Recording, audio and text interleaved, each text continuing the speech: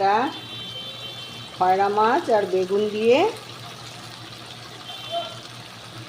আলু বেগুন দিয়ে, খয়রা মাছ আলু বেগুন দিয়ে একটা পাতলা ঝোল হবে। এটা বিনা মশলা, কোনো মশলা ছাড়াই, একটু শুধু লঙ্কা বেটে দিয়েছি, লবণ হলুদ দিয়েছি, আর কিছু না।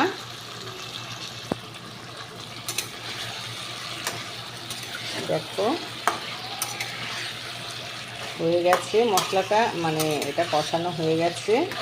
একটু হলুদ গুঁড়ো আর লঙ্কা বাটা দিয়ে এটা কষিয়েছি। দেখো বন্ধুরা, এবার জল ঢেলে দিলাম।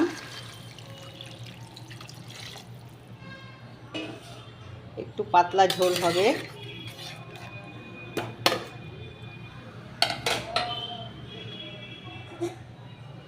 মাছগুলো দিয়ে দিচ্ছি। খয়রা মাছ ইলিশ মাছের মতো লাগে খেতে।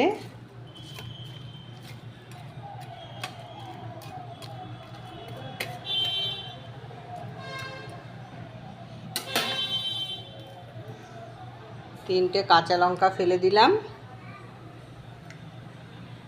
দেখো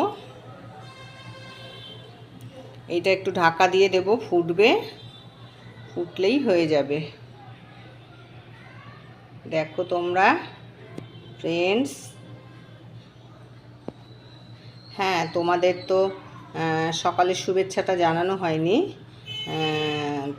তোমাদের সবাইকে সুন্দর সকালের শুভেচ্ছা জানাই। আমার এই রেসিপিটা যদি ভালো লাগে তোমরা লাইক কমেন্ট করো, শেয়ার করো, আর যারা আমার চ্যানেলে নতুন তাদের সাবস্ক্রাইব করার অনুরোধ রইল। ঠিক আছে, দেখো তোমরা, এবার একটু ঢেকে দেব।